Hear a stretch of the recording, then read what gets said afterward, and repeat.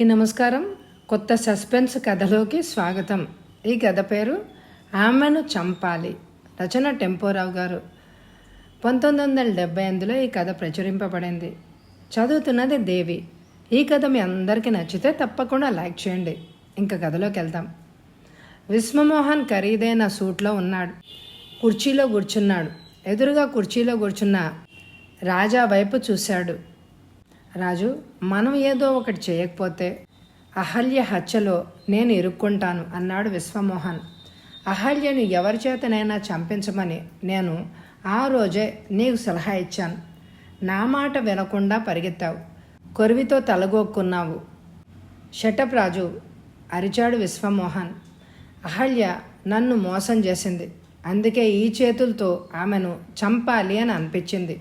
ఏడుస్తూ బాధతో ఆమె చస్తూ ఉంటే చూడాలి అని అనిపించింది. అయితే ఇప్పుడు ఏం చేద్దాం? నువ్వేమని చంపుతూ ఉంటే లత చూసింది. లత పోలీసుల చేతిలో ఉంది. ఆమె నోరు విప్పి నిజం చెప్తే నీకు ఉరిశిక్ష తప్పదు అన్నాడు రాజు. లత నోరు నొక్కాలి అన్నాడు విశ్వమోహన్. ఇప్పుడు అది సాధ్యం కాని పని. పోలీస్ కస్టడీలో ఉన్న లతను ఎవరు చంపగలరు? విశ్వమోహన్ ఆలోచిస్తున్నాడు. ఎయిర్ కండిషన్ గదిలో చల్లగా ప్రశాంతంగా ఉంది. విశ్వమోహన్ తన జీవితం గురించి సింహావలోకనం చేసుకోసాగాడు. ఒకప్పుడు తను పేవ్మెంట్ల మీద పడుకునేవాడు. స్మగ్లర్ దీనదయాళతో అతడికి పరిచయమైంది. అటుపైన అతడు వేగంగా మెట్లెక్కసాగాడు. 10 ఏళ్లలో తనొక కోటీశ్వరుడు అయ్యాడు. కొన్ని వేల మంది తన కోసం ఇప్పుడు అనేక చోట్ల పనిచేస్తున్నారు. మద్రాసులో బ్రహ్మాండమైన 5 స్టార్ హోటల్ని అతడు కట్టించాడు. Hotel moon light. తన స్మగ్లింగ్ జీవితానికి తెరగా ఉండేందుకు అనేక వ్యాపార సంస్థలను అతడు నడుపుతున్నాడు.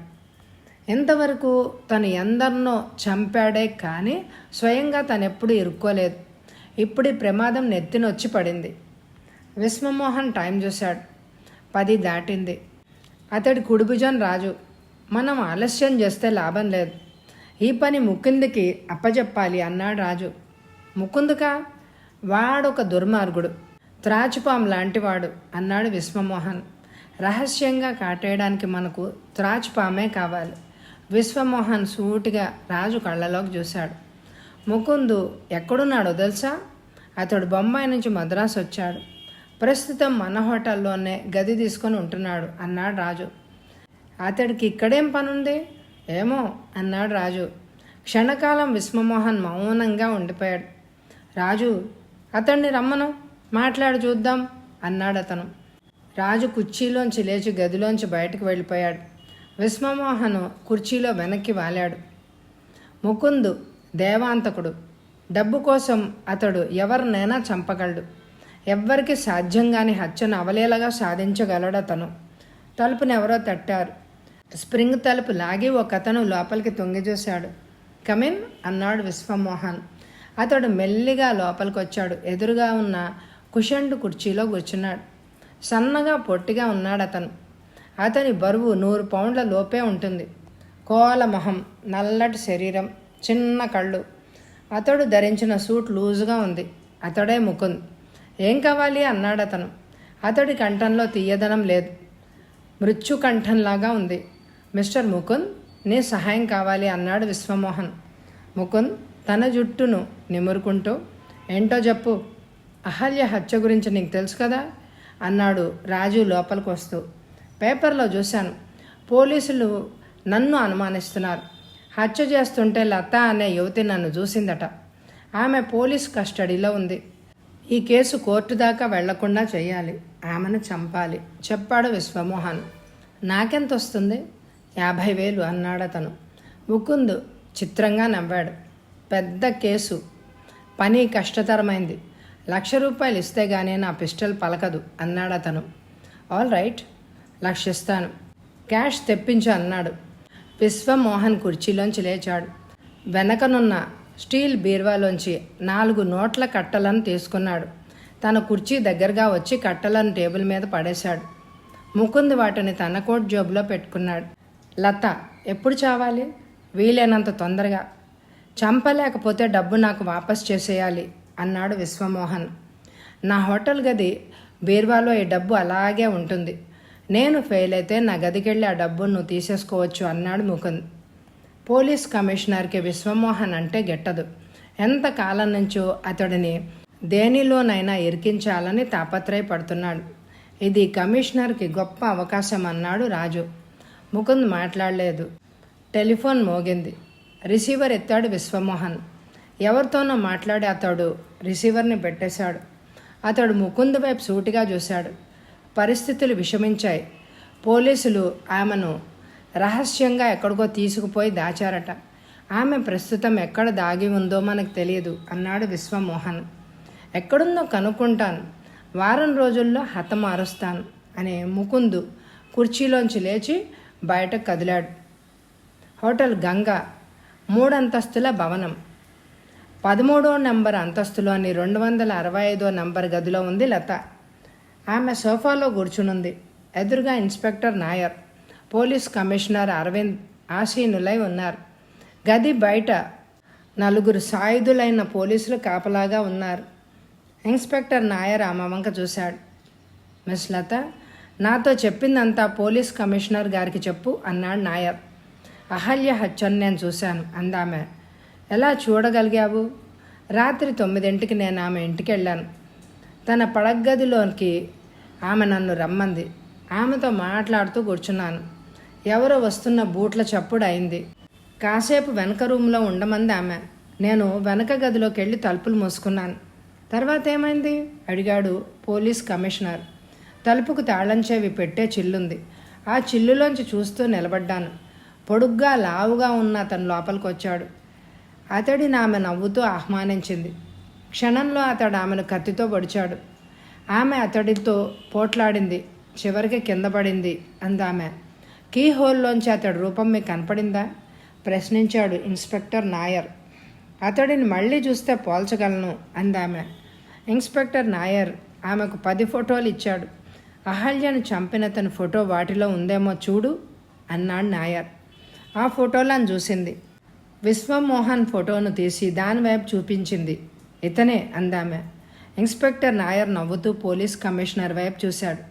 ఈసారి మనకు ఇతడు చిక్కాడు అన్నాడు కమిషనర్. ఇన్స్పెక్టర్ నాయర్ ఆమె వైపు తిరిగాడు. తర్వాత ఏమైందో చెప్పు. అదంతా చూసి నేను భయపడిపోయాను. 2 నిమిషాల తర్వాత బయట గదిలోకి వచ్చాను. అహల్య శవం తివాసి మీద రక్తపు మడుగులో పడుంది. నేను వెంటనే బయటికి వెళ్ళిపోయాను. అటుపైన నువ్వేం చేశావు? ఒక పబ్లిక్ బూత్ నుంచి పోలీసులకు ఫోన్ చేసి అహల్య హత్యను గురించి చెప్పాను. నా పేరు చెప్పకుండా రిసీవర్ని పెట్టేశాను. విశ్వమోహన్ హత్య చేస్తుంటే చూశానని చెప్పడానికి ఎంత ఆలస్యం ఎందుకు చేశావు? మొదటి రోజునే నువ్వు చెప్పుంటే ఈ పాటికి అతడిని అరెస్ట్ చేసి ఉండేవాళ్ళం కదా అన్నాడు కమిషనర్. అతడిని అరెస్టు చేయలేదా? అతడు తన హోటల్ మూన్లైట్లో లేడు. ఏ ఊరో వెళ్ళాడట. తిరిగి రాగానే అరెస్టు చేస్తామన్నాడు నాయర్. అతడు ఇదే పట్టణంలో నాలాగే దాగి ఉన్నాడేమో అందామె. శాశ్వతంగా దాక్కోలేడు. పోలీస్ కమిషనర్ ఆమెకేసి నవ్వుతూ చూశాడు. మిస్ లత, ఈ గదిలో నీకు ఏ ప్రమాదము రాదు. నువ్వు భయం లేకుండా ఉండొచ్చు. ఈ కేసు అయ్యాక నీకు మా డిపార్ట్మెంటు అన్ని విధాల సహాయపడుతుంది అన్నాడతను. థ్యాంక్స్ సార్ అందామె. ఒక నర్సు గదిలోకి వచ్చింది. మిస్ లిల్లీ, ఆమెను జాగ్రత్తగా చూసుకో అన్నాడు Nair. Police commissioner Arvind, inspector Nair బయటికి వెళ్ళారు. ఆమెకు ప్రమాదం రాకుండా తను చేసిన బందోబస్తు చూపించాడు ఇన్స్పెక్టర్. 12వ అంతస్తు మేడ మెట్ల దగ్గర 10 మంది సాయుధులు లాంటి పోలీసులు ఉన్నారు. 13వ అంతస్తులోని గదులన్నీ కమిషనర్ పేరుతో తీసుకున్నాడు ఇన్స్పెక్టర్ నాయర్. 13వ అంతస్తు నిండా కానిస్టేబుల్స్ పచారులు చేస్తున్నారు. తెరిచిన కిటికీలోంచి కమిషనర్ అరవింద్ బయటకు చూశాడు. కింద నడుస్తున్న మనుషులు చీమల్లాగా కనిపిస్తున్నారు. హోటల్ ఎదుట రోడ్డమ్మట కార్లు దూసుకుపోతున్నాయి. ఆ కార్లు కూడా అగ్గిపెట్టెల్లా కనిపించాయి. కింద గ్రౌండ్ ఫ్లోర్ మెయిన్ గుమ్మం ముందు సాయుధులైన పోలీసులు ఉన్నారు. హోటల్లోకి వచ్చే వాళ్ళని చెక్ చేస్తే కానీ లోపలికి రానివ్వడం లేదు. హోటల్లోకి 2 లిఫ్ట్లు ఉన్నాయి. అవి 12వ అంతస్తు దాటి పైకి రావు. ఎక్కడికి రావడం ఏ హంతకుడికి సాధ్యం కాదు అన్నాడు నాయర్. వెల్ డన్ మెచ్చుకున్నాడు కమిషనర్. ఆమె పోతే విశ్వమోహన్ అహల్యను హత్య చేశాడని మనం రుజువు చెయ్యలేం. ఆమె మోస్ట్ ఇంపార్టెంట్ విట్నెస్ అన్నాడు ఇన్స్పెక్టర్ నాయర్. టైం 9 అయింది. ముకుంద్ కారును రోడ్డు వారగా ఆపాడు. అటు ఇటు చూశాడు. సమీపంలో ఎవ్వరూ లేరు. పెట్టగేటు తెరిచి అతడు లోపలికెళ్ళి తలుపు తట్టాడు. 1 నిమిషం తర్వాత తలుపు తెరవబడింది. ఎముకల పోగులా ఉన్న అతడు వంక ఒక స్త్రీ గాబరాగా చూసింది. ఆమె వయసు 50 దాటింది. ఆమె తెల్ల చీర రవిక ధరించింది. మెళ్ళో నగల్లేవు. రూపం చూస్తే విధవరాలు అని తెలుస్తోంది. త్రివేంద్రం నుంచి వచ్చాను, లిల్లీని చూసిపోదామని ఇలా వచ్చాను అన్నాడతను. అమ్మాయి డ్యూటీకి వెళ్ళింది. పొద్దుటే నేను వెళ్ళిపోవాలి. లిల్లీ ఎక్కడుందో చెప్తే అక్కడికి వెళ్ళి మాట్లాడొస్తాను. ఆమె మా హాస్పిటల్లో కొంతకాలం పనిచేసింది అన్నాడు ముకుంద్. ఆమె నవ్వుతూ అతడిని కూర్చోమంది. లిల్లీ మొదట త్రివేంద్రం హాస్పిటల్లో పనిచేయడం ఆమెకి తెలుసు. కాఫీ తెస్తానుండండి అందామె. ప్లీజ్ వద్దు, ఇవాళ ఎన్నోసార్లు దాగాను. మీ అమ్మాయిని ఎలా కలుసుకోవాలో చెప్పండి. ఆమెను కలుసుకోలేరు. అక్కడికి ఎవ్వరూ వెళ్ళకూడదు. అది నాకు టెలిఫోన్ నంబర్ ఇచ్చింది. ఫోన్ చేసి మాట్లాడింది. ఓ నంబరు అతడికి చెప్పింది. అతడు నంబర్ గుర్తుంచుకున్నాడు. అతడు ఆమెకు థ్యాంక్స్ చెప్పి గుమ్మం దాటాడు. మీ పేరు అడిగింది ఆమె. ఆ ప్రశ్న వినపడినట్లు అతడు గబగబా వెళ్ళిపోయాడు. కారును వేగంగా పోనిచ్చాడు. ఒక బూత్ పక్కనే కారు ఆపి లోపలికెళ్ళి గాజు తలుపులు మూశాడు. రిసీవర్ ఎత్తి ఆమె చెప్పిన నంబర్ తిప్పాడు. హలో, హోటల్ గంగా ప్లీజ్ అంది telephone operator. Miss Lily please అన్నాడతను. You want nurse Lily? Yes. ఆమె రూమ్ నంబరు 265లో ఉంది. ఆ గదికి నేను కనెక్షన్ ఇవ్వలేను. మీ నంబరు పేరు చెప్తే ఆమెను ఫోన్ చేయమంటాను అందామె. ఆమె ఫోన్ చేయనవసరం లేదు, తర్వాత నేనే అటువైపు వచ్చి ఆమెతో మాట్లాడతాను అని అతడు రిసీవర్ని పెట్టేశాడు. బూత్లోంచి బయటకు వచ్చి అతడు కారులో కూర్చున్నాడు.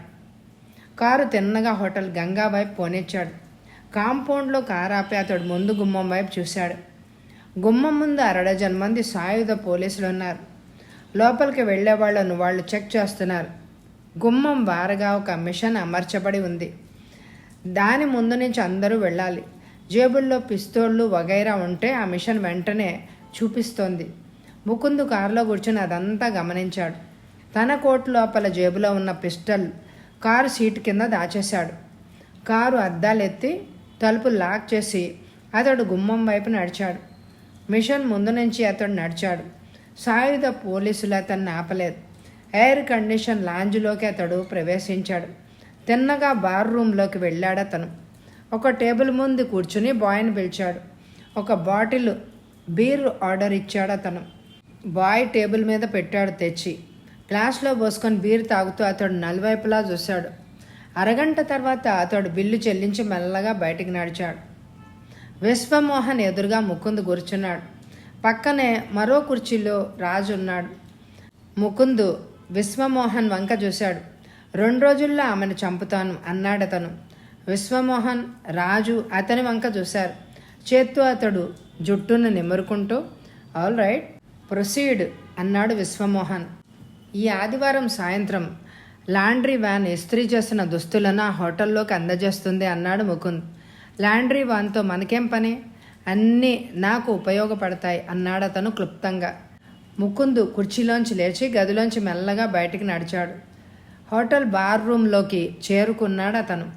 బార్ రూమ్లో ఎక్కువ మంది లేరు. ఒక యువతి టేబుల్ ముందు ఒంటరిగా కూర్చునుంది. పక్క నుంచి వెళ్తూ ఆమెకేసి చూశాడు అతను. నవ్వాడు. అతడిని చూసి ఆమె భయంతో మొహాన్ని పక్కకి తిప్పేసుకుంది. అతడు ఆమెకెదురుగా కూర్చున్నాడు. ఆమె వయసు 22 దాటి ఉండదు. షిఫాన్ చీర ధరించింది ఆమె. పచ్చటి శరీరం. ఆమె విశాలమైన నేత్రాలు మెరుస్తున్నాయి. మిస్, మీలాంటి సుందరి ఒంటరిగా కూర్చోకూడదు అన్నాడతను. తన అందాన్ని మెచ్చుకున్నందుకు ఆమె సంతోషించింది. నా ఫ్రెండ్ కోసం వెయిట్ చేస్తున్నాను అందామె. అతడు టైం చూశాడు. 11 కావస్తోంది. నీ ఫ్రెండ్ ఏం చేస్తూ ఉంటాడు? ఒక ఫారెన్ కంపెనీలో సేల్స్ అసిస్టెంట్ అందామె. అతడు ఆఫీస్ పనిలో మునిగి ఉంటాడు. బార్ రూమ్ బాయ్ టేబుల్ దగ్గరగా వచ్చాడు. ముకుంద్ ఆమె వైపు తిరిగాడు. You are my guest. ఏం తెప్పించాను? మీ ఇష్టం అందామె. అతడు ఆమ్లెట్ ఆర్డర్ ఇచ్చాడు. ఒక బీర్ బాటిల్ తెమ్మని అన్నాడు. బాయ్ వెళ్ళిపోయాడు. జేబులోంచి ఒక రింగు తీసి అతడు ఆమెకి ఇచ్చాడు. డైమండ్ రింగు దగదగా మరిసిపోతోంది. నీ వేలుకు పెట్టుకొని చూడు అన్నాడు అతను. ఆ ఉంగరాన్ని పెట్టుకుంది ఆమె. ముచ్చటగా తన వేళ్ల వైపు చూసుకుంది. ఇది మీరెక్కడ కొన్నారు? దుబాయ్లో ఒక వ్యక్తి నాకు బహుమతిగా ఇచ్చాడు. అతడికి నేను చిన్న సహాయం చేశాను అన్నాడు అతను. వేళ్ళ నుంచి ఉంగరాన్ని తీసి అతడికి ఇవ్వడానికి ఆమె మనసు ఒప్పడమే లేదు. అది అతను పసిగట్టాడు. నా గదికి వస్తే అటువంటి ఉంగరాలు, చెవులు, రింగులు చూపిస్తాను. అన్నీ ఆ దేశం నుంచి తెచ్చినవే. ఇద్దరు ఆమ్లెట్లు తినడంలో మునిగిపోయారు. మీ గదికి వస్తాను, 10 నిమిషాల్లోనే వెళ్ళిపోవాలి అందామె. తర్వాత ఇద్దరు పైకెళ్లారు. ఎయిర్ కండిషన్ గది అది. పెద్ద సోఫాలో కూర్చున్నారు ఇద్దరు. గదిలో లైట్లు వెలుగుతున్నాయి. మిస్ అన్నాడతను. మిస్ రాధిక అందామె. మంచి పేరు అన్నాడు ముకుంద్. అతడు ఆమెకేసి నవ్వుతూ చూశాడు. బార్ రూమ్లోకి రాగానే నీ కళ్ళు నన్ను ఆకర్షించాయి. మ్యాగ్నెట్ లాగా నన్ను నీ ముందుకు లాగాయి అన్నాడు అతను. ఆమె కిలకిలా నవ్వింది. ఒక వెల్వెట్ ప్యాకెట్ తెరిచి ఆమెకి ఇచ్చాడు. లోపల ముత్యాల హారం ఉంది. దాన్ని చూసి ఆమె ఆశ్చర్యపోయింది. అద్భుతంగా ఉంది హారం అందామె. నువ్వు ఈ పట్టణంలో ఏం చేస్తున్నావు? బిఏ పాస్ అయ్యాను, ఉద్యోగం కోసం వెతుకుతున్నాను. అతడు నవ్వాడు. ఆమెకేసి పరీక్షగా చూశాడు. బిఏ పాస్ అయిన యువతి నీలా మాట్లాడదు. నీ మెళ్ళో ఉన్న గొలుసు, నీ చెవుల రింగులు గోల్డ్ కోటెడ్వి. నువ్వు అబద్ధం చెప్తున్నావు అన్నాడు అతను. ఆమె కోపంగా అతడి వంక చూసింది. మర్యాదగా జీవించే ఏ యువతి పొద్దుటే వచ్చి బార్ రూమ్లో కూర్చోదు అన్నాడు అతను. తటాలున ఆమె లేచింది. అతడు ఆమె చేయి పట్టుకున్నాడు. కూర్చో అన్నాడు అతను. అతడి వంక చూసి ఆమె తుళ్ళిపడింది. పిశాచంలాగా ఆమెకు అగుపించాడు అతను. నేను వెళ్ళాలి అందామె. ఎక్కడకు? వేటక? కంచీతో కొట్టినట్టు అడిగాడు అతను. ఆమె సోఫాలో కూర్చుండిపోయింది. మొహాన్ని పక్కకి తిప్పుకుంది. ఆమె వేళ్లను మెల్లిగా నిమిరాడు అతను. రాధిక, నిజం చెప్పేవాళ్లను నేను మెచ్చుకుంటాను. అందమైన నీ శరీరాన్ని అమ్మి పాడవుతున్నావు అన్నాడతను. ఆమె అతడి వైపు తిరిగింది. తల్లిని, 2 తమ్ముళ్లను పోషించాలి, మరేం చేసేది అన్నది ఆమె. అతడు ఆమె కళ్ళలోకి చూశాడు. నేను చాలా బిజీ మనిషిని. ఎప్పుడు దేశంలో తిరుగుతూ ఉంటాను. పనిలేని సమయాల్లో నాకు వినోదం కావాలి. నువ్వు నాకు వినోదాన్ని ఇవ్వగలవు. ఇటుపైన ప్రతి మాసం నీకు నేను 1000 రూపాయలు ఇస్తాను. నీ వ్యాపారానికి గుడ్ బై చెప్పి నువ్వు నాతోనే ఉండాలి అన్నాడతను. 1000 చాలదు అందామె. ఎంతైతే చాలుతుంది? 2000 అంది రాధిక. అతడు జేబులోంచి 2000 తీసి ఆమెకిచ్చాడు. ప్రతీ నెల నువ్వు అడిగిన మొత్తం ఇస్తాను. ఇదిగాక నేను నీకు బహుమతులు కూడా ఇవ్వచ్చు. ఐఎమ్ లక్కీ అందామె. నువ్వెక్కడుంటావు? ఒక చిన్న ఇంట్లో. వెళ్ళి మంచి ఇల్లు తీసుకో. నీ ఇంటి అడ్రస్ నాకు ఫోన్ చేసి చెప్పు. పని లేనప్పుడు నేను అక్కడికి వస్తూ ఉంటాను. ఆమె ఉంగరం వైపు చూసింది. ఆ ఉంగరం నీదే, కీప్ ఇట్. సోఫాలోంచి లేచి ఆమె నిలబడింది. ఆమె కూడా. అతడు తలుపు దాకా వెళ్ళాడు. ఎర్రటి ఆమె పెదవులను ముద్దు పెట్టుకున్నాడు. ఎముకలు పోగులా ఉన్న అతడి బలాన్ని చూసి ఆమె ఆశ్చర్యపోయింది. కళ్ళు చిట్లిస్తూ అతడి వైపు చూస్తూ ఉండిపోయింది. మీ పేరు అందామె. అతడు నవ్వాడు. ఆమె బుగ్గ మీద వేలుతో తట్టి ముకుంద్ అన్నాడు. ఆమె బయటికి వెళ్ళిపోయింది. అతడు తలుపు మూసి తాళం చెవిని తిప్పాడు. సోఫాలో కూర్చున్నాడు. టీపాయ్ మీద ఉన్న ప్లేట్లో జీడిపప్పు ఉంది. జీడిపప్పును నములుతూ అతడు హోటల్ గంగా బ్లూ ప్రింట్స్ను చూడసాగాడు. హోటల్ గంగా ఆర్కిటెక్ట్ శేఖరం ఆ బ్లూ ప్రింట్ను అతడికి ఇచ్చాడు. వాటిని చూసి తను నిర్మించబోయే హోటల్ ఎలా ఉండాలో ఆశించి తనని మళ్ళీ కలుసుకోమన్నాడు శేఖర్.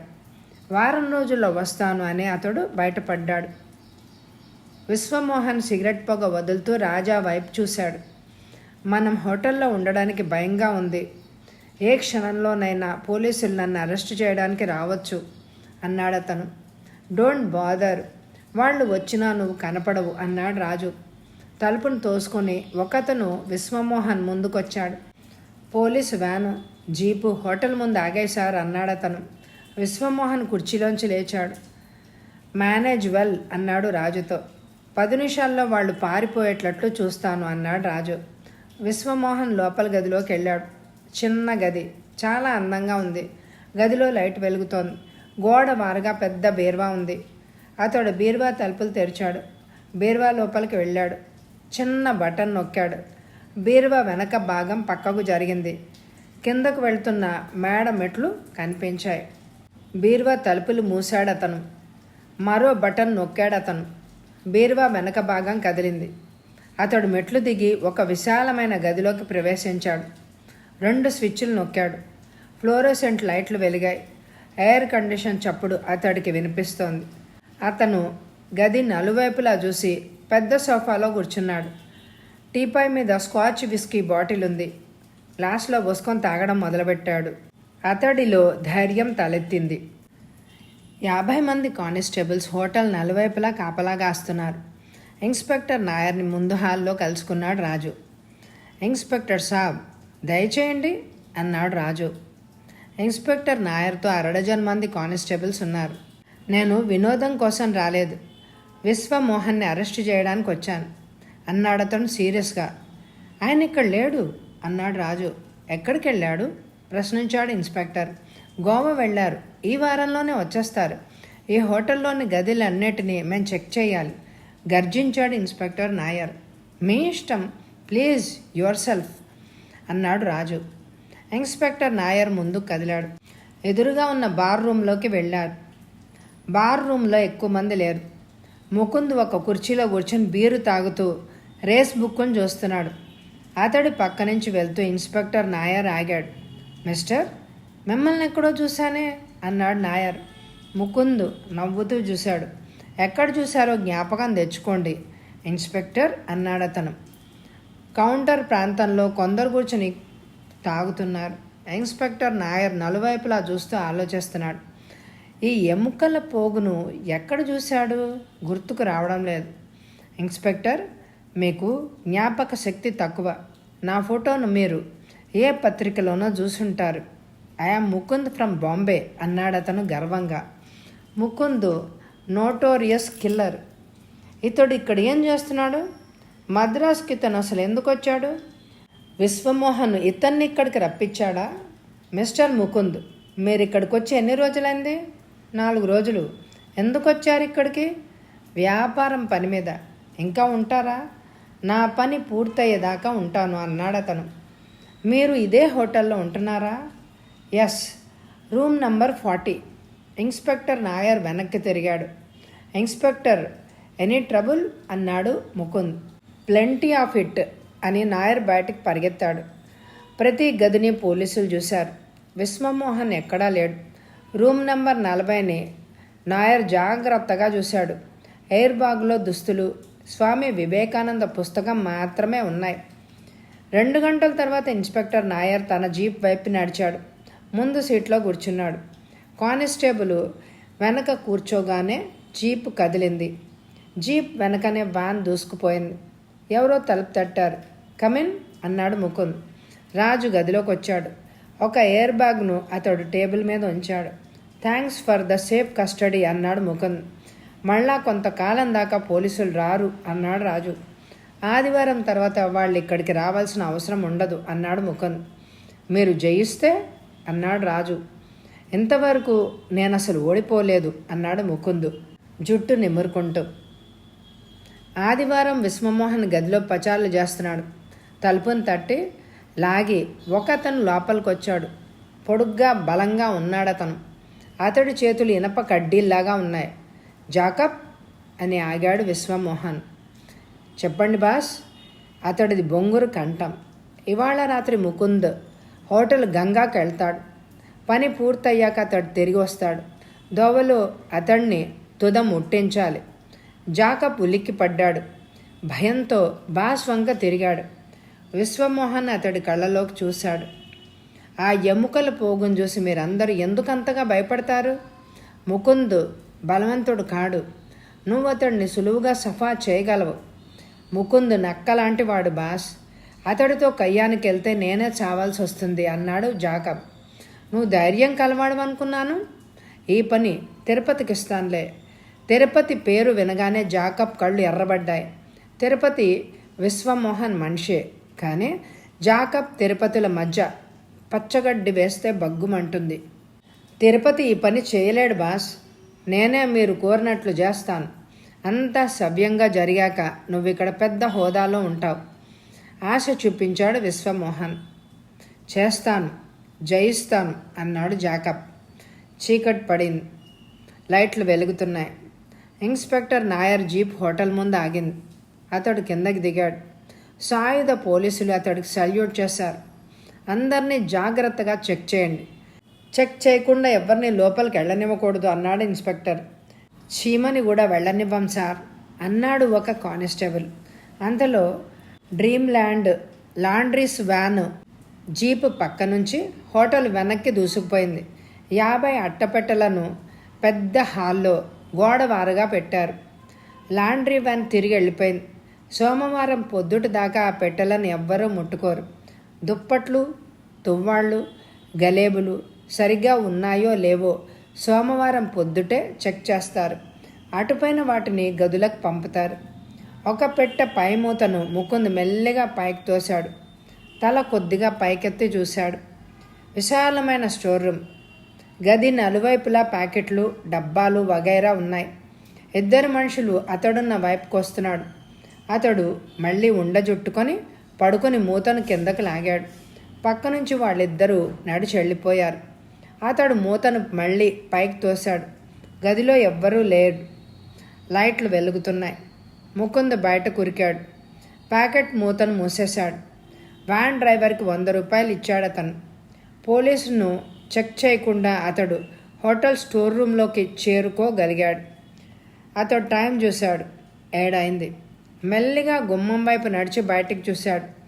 ఎవరో వస్తున్నారు. ముకుంద్ తలుపు వెనక్కు జరిగాడు. ఇద్దరూ లోపలికి వచ్చి 2 నూనె డబ్బాలను పట్టుకొని వెళ్ళిపోయారు. ముకుంద్ వేగంగా కదిలాడు. బయటనున్న నడువమ్మట కదిలాడు. లిఫ్ట్ కిందకు దిగి ఆగింది. అందులోంచి 3 పని మనుషులు దిగి హోటల్ గదిలోకి గబగబా వెళ్ళారు. అతను నలువైపులా చూసి లిఫ్టులోకి దూరాడు. 12వ అంతస్తు బటన్ నొక్కాడు. కాసేపట్లో లిఫ్ట్ ఆగింది. ముకుంద్ నడవలోకి అడుగుపెట్టాడు.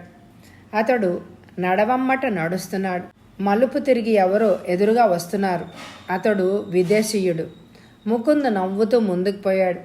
బూట్ల చప్పుడు అతడికి వినిపించింది. ఆ శబ్దాన్ని బట్టి పోలీసులు అని అతడు పసిగట్టాడు. అతడు నడవ పొడుగునా చూశాడు. ఎక్కడా దాక్కునే అవకాశం లేదు. అతడు ముందుకెళ్ళాడు. ఒక గది తలుపులు తోసి లోపలికి చూశాడు. గదిలో ఎవ్వరు లేదు. అతడు లోపలికెళ్ళి తలుపులను దగ్గరగా మూశాడు. గదిలో ఉండే అతను అటాచ్డ్ బాత్రూంలో ఉన్నట్టున్నాడు. బూట్లు చప్పుడు గుమ్మం ముందు నుంచి కదిలింది. అతడు బయటకు వంగి చూశాడు. 2 కానిస్టేబుల్స్ పోతున్నారు. ముకుంద్ మళ్ళీ నడవమ్మట వేగంగా కదిలాడు. నడవ చివర మలుపు తిరిగి టైం చూశాడు. 8:30 కావస్తోంది. మధ్య వయసులో ఉన్న స్త్రీ గది తలుపులు మూసి నడవమ్మట నడిచిపోతోంది. అతడు దాక్కోవడానికి ప్రయత్నించలేదు. ఆమె అతడి వైపు చూసి కళ్ళు చిట్లిచ్చింది. అతడు మెల్లిగా నవ్వుతూ ముందుకు కదిలాడు. ఆమె గది ముందుకెళ్ళి ఆగాడు. అతడు తాళం చెవిని తిప్పి లోపలికెళ్ళాడు. తలుపు మూసి తాళం వేసేశాడు. కిటికీ దగ్గరకు నడిచి బయటకు చూశాడు. స్విమ్మింగ్ పూల్ కనిపిస్తోంది. పరిసరాల్లో ఎవ్వరూ లేరు. లైట్లు తీసివేయబడ్డాయి. ముకుంద్ కిటికీ మీదకు ఎక్కాడు. పైనున్న సన్షేడ్ అతడి చేతికి తగిలింది. 2 చేతులతోనూ సన్షేడ్ని పట్టుకుని అతడు పైకి లేచాడు. మెల్లిగా సన్షేడ్ మీదకి చేరుకున్నాడు. సన్షేడ్ మీద నిలబడి నలువైపులా చూశాడు. హోటల్ పక్క రోడ్డమ్మట కార్లు కదులుతున్నాయి. కింద మనుషులు అతడికి స్పష్టంగా కనపడడం లేదు.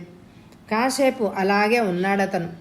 8 అడుగుల దూరంలో నీళ్ల గొట్టం కనిపించింది. పై డాబాలో ఉన్న ఓవర్ హెడ్ ట్యాంకు నుంచి ఆ గొట్టం కిందకు దిగింది. జేబులోంచి నైలాన్ తాడు చుట్ట తీశాడు అతను. తాడుకు చివర స్టీల్ హుక్కు అమర్చబడి ఉంది. అతడు ఆ హుక్కును నీళ్ల గొట్టం వైపు విసిరాడు. హుక్కు గొట్టానికి తగిలి వెనక్కి వచ్చింది. మళ్ళీ విసిరాడు అతను. ఈసారి హుక్కు పైపుకి చుట్టిన రింగును పట్టుకుంది. అతడు తాడును బలంగా లాగాడు. హుక్కు విడలేదు. 2వ భాగాన్ని అతడు నడుముకి చుట్టూ కట్టుకున్నాడు. అమాంతంగా అతడు తాడును పట్టుకొని గాల్లోకి దూకాడు. పైపును దాటి అతడు అటువైపుకు వెళ్ళాడు. మళ్ళీ ఇటువైపుకి కదిలాడు. కొంతసేపటికి అతడి కాళ్లకు పైప్ తగిలింది. అతడు ఒక చేత్తో పైపును పట్టుకున్నాడు. పైప్ అమ్మట అతడు మెల్లిగా పైకి పాకాడు. హుక్కు పట్టుకున్న చోటుకు చేరుకున్నాడు. హుక్కును తీసేసి జేబులో పెట్టుకున్నాడు. కాసేపట్లో అతడు పైనున్న రూఫ్ గార్డెన్కు ఎక్కగలిగాడు. పైన చీకటిగా ఉంది. దక్షిణం వైపుకు నడిచాడు అతను. పెట్టగోడ వారగా నిలబడి కిందకు చూశాడు. సన్షేడ్ కనిపిస్తోంది. 265 నంబర్ గది కిటికీ అక్కడే ఉంది. పెట్టగోడ పక్కనున్న ఇనప రింగులోకి హుక్కును పోనిచ్చాడు అతను. తాడు పట్టుకొని మెల్లగా సన్షేడ్ మీదకి దిగాడు. టైం చూశాడు. 9:30. ఇంకా కాలేదు. అతడు సన్షేడ్ మీద పడుకొని ముఖాన్ని చివరకు పోనిచ్చాడు. మెడను వంచి కిందకు చూశాడు. కిటికీ తలుపులు తెరిచే ఉన్నాయి. కిటికీ దగ్గర ఎవ్వరూ లేరు. లత ఈపాటికి భోజనం చేస్తూ ఉండాలి. ముకుంద సన్షేడ్ మీద బోర్లా పడుకునున్నాడు. నిమిషాలు గడుస్తున్నాయి. సరైన క్షణం కోసం అతడు ఎదురు చూస్తున్నాడు. ఏదో చప్పుడు విని ఇన్స్పెక్టర్ నాయర్ కిటికీ దగ్గరికి వెళ్ళి బయటికి చూశాడు. ఏదో భయంకరమైన కేక విని అతడు ఉలిక్కి పడ్డాడు. గబగబా బయటికి పరిగెత్తాడు. పక్కనే ఉంది లత గది. సాయుధులైన పోలీసులు అతడి వైపు ఆశ్చర్యంగా చూశాడు. అతడు గదిలోకి చొరబడ్డాడు. కిటికీ తెరిచుంది. నర్సు లిల్లీ అతడి వైపు గాబరాగా చూసింది. కిటికీ ముందు గచ్చు నేల మీద లత పక్కకు పడింది. ఆమె నుదురు మీద నుంచి రక్తం కారుతోంది. ఇన్స్పెక్టర్ నాయర్ వంగి మోకాళ్ల మీద కూర్చుని లత చెయ్యి పట్టుకున్నాడు. ఎవరు షూట్ చేశారు అని అడిగాడు నాయర్. ఆమె అతడి వైపు బాధతో చూసింది. మరుక్షణంలో ఆమె తల పక్కకు పడింది. ఇన్స్పెక్టర్ నాయర్ లేచాడు. కిటికీ దగ్గరికి వెళ్ళి బయటికి చూశాడు. ఏమీ కనిపించలేదు. నాయర్ లిల్లీ వైపు చూశాడు. విచిత్రంగా ఉంది సార్, ఇది ఎలా జరిగిందో అంది లిల్లీ. ఇన్స్పెక్టర్ నాయర్ వెనక్కి తిరిగి గుమ్మం వైపు పరిగెత్తాడు. బయట కాపలా ఉన్న సాయుధ పోలీసులు అతన్ని చుట్టేశారు. ఎవడో హంతకుడి హోటల్లో ఉన్నాడు. Seal the hotel. ఎవ్వరినీ బయటికి వెళ్ళనివ్వకండి. ఈ అంతస్తులోని గదులన్నీ వెతకండి. పై డాబా మీదకు వెళ్ళి చూడండి అరిచాడు నాయర్. సాయుధ పోలీసులు నలువైపులా పరిగెత్తారు. ఇన్స్పెక్టర్ నాయర్ మేడ మెట్ల వైపు కదిలాడు. అక్కడున్న పోలీసుల్ని కూడా హెచ్చరించాడు. కొందరు సాయుధ పోలీసులు డాబా వైపు మెట్లు ఎక్కారు. ఇన్స్పెక్టర్ నాయర్ మెట్లు దిగి 12వ అంతస్తుకి చేరుకున్నాడు. లిఫ్ట్ వైపు వేగంగా అడుగులేశాడు. ముకుందు నీళ్ల పైపమ్మట వేగంగా కిందకి జారుతున్నాడు. కాసేపట్లో స్విమ్మింగ్ పూల్ సమీపంలో అతడు కిందకి దిగాడు. అక్కడ చీకటిగా ఉంది. ముకుంద్ చీకట్లో మెల్లిగా కదిలాడు. కొంచెం దూరం వెళ్ళాక నిలబడి నలువైపులా చూశాడు. దూరంలో హోటల్ ముందు గుమ్మం ప్రాంతంలో సాయుధ పోలీసులు గుంపులుగా ఉన్నారు. లతకి ఏం జరిగింది వాళ్ళకి ఇంకా తెలిసినట్టు లేదు. అతడు గబగబా గేటు వైపు అడుగులేశాడు. గేటు దాటి బయటికి వెళ్తుండగా 4 కానిస్టేబుల్ వెనక నుంచి రావడం అతడు గుర్తించాడు. అతడు వెనక్కి తిరిగి చూడలేదు. హోటలు ఇనప గేటు మూసిన చప్పుడు అతడికి వినిపించింది. కొంచెం దూరంలో ఉన్న తన కారు వైపు అతడు వేగంగా కదిలాడు. కారులో కూర్చుని తలుపు మూశాడు. కారుని పోనిచ్చాడు. ఎయిర్ కండిషన్ గదిలో ప్రశాంతంగా ఉంది. కుషన్డ్ కుర్చీలో కూర్చున్న విశ్వమోహన్ మెదడులో రైళ్లు పరిగెడుతున్నాయి. జాకబ్ రాక కోసం అతడు ఎదురు చూస్తున్నాడు. ఎదురుగా కూర్చున్న రాజు చేతులు వణికిపోతున్నాయి. విశ్వమోహన్ అతడి వైపు సూటిగా చూశాడు. చాలా భయపడుతున్నట్టున్నావు. ఈ డ్రింక్ తాగు, నీ భయం మాయమవుతుంది అన్నాడు విశ్వమోహన్. ఇద్దరూ తాగారు. తలుపు మీద ఎవరో తట్టారు. విశ్వమోహన్ కళ్ళు మెరిశాయి. రాజు, జాకబ్ అయి ఉంటాడు. లోపలికి రాగానే ఏం చేయాలో నీకు తెలుసు. షూట్ హిమ్ అన్నాడు విశ్వమోహన్. తలుపు లాగి లోపలికొచ్చిన ఆకారం వైపు వాళ్ళు ఇద్దరూ భయంతో చూశారు. ముకుంద్ అతడు మృత్యువులాగా వాళ్ల వైపు నడిచాడు. చేతిలో పిస్తోల్ మెరుస్తోంది. విశ్వమోహన్ వైపు అతడు పళ్ళు కొరుకుతూ చూశాడు. మిస్టర్ విశ్వమోహన్, నువ్వు కోరినట్టు లతను సఫా చేశాను అన్నాడతను. విశ్వమోహన్ కుర్చీలోంచి లేవబోయాడు. కదలకు, అలాగే కూర్చో అన్నాడు ముకుంద్. విశ్వమోహన్ చలనం లేకుండా ఉండిపోయాడు. You are a traitor. నా చేత అంతా చేయించుకుని నన్ను చంపడానికి జాకబ్ని పంపావు. Poor fellow. జాకబ్ అంత తెలివైన వాడు కాదు. నన్ను చంపబోయి నా చేతుల్లోనే చచ్చాడు. మిస్టర్ ముకుంద్, నీ మాటలు విచిత్రంగా ఉన్నాయి. జాకబ్ని నేను అసలు పంపలేదు. నిన్ను చంపవలసిన అవసరం నాకేముంది అన్నాడు Vishwamohan. You are a liar. నీకు ఆశ్రయం ఇచ్చి నిన్ను పైకి తీసుకొచ్చిన దీన దయాల్ని చంపి అతడి ఆస్తిపాస్తులను కాజేశావు. నిన్ను చంపాలనే ఉద్దేశం మొదట్లో నాకు లేదు. జాకబ్ చెప్పింది విన్నాక నీలాంటి ద్రోహులను నిర్మూలించి తీరాలి అని నిశ్చయించుకున్నాను. Traitor. Good bye to you. ఒక్కసారి ముకుంద్ ట్రిగర్ నొక్కాడు. భయంకరమైన చప్పుడైంది. కుర్చీలోంచి తూలి విశ్వమోహన్ కింద పడ్డాడు. రాజు వణుకుతూ చేతులు జోడించి అతడి వైపు తిరిగాడు. ముకుంద్ అతని వైపు చూసి మెల్లిగా నవ్వాడు. రాజు, ఇటుపైన ఈ హోటల్కి నువ్వు యజమానిగా ఉంటావు. Wish you good luck. పిస్టల్ని జేబులో పడేసుకుని ముకుంద్ మెల్లగా గుమ్మం వైపు అడుగులేశాడు. స్ప్రింగ్ తలుపు అతడి వెనకనే మూసుకుపోయాయి. ఇన్స్పెక్టరు నాయర్ హంతకుడు మరణించడంతో అతడు లతన్ కూడా చంపించాడని తెలిసాక ఇంకేం చేయలేక కేసుని క్లోజ్ చేశాడు. కథ సమాప్తం. ఈ కథ మీ అందరికీ నచ్చితే తప్పకుండా ఎక్కువ లైకులు ఇవ్వండి. మీ అందరి సపోర్ట్కి నాకు చాలా సంతోషంగా ఉంది. మీ అందరికీ హృదయపూర్వకమైన ధన్యవాదములు తెలియజేసుకుంటున్నాను. మళ్ళీ రేపు సాయంత్రం 6 గంటలకి మళ్ళీ మేము ముందుంటాను. Thank you very much my dear friends.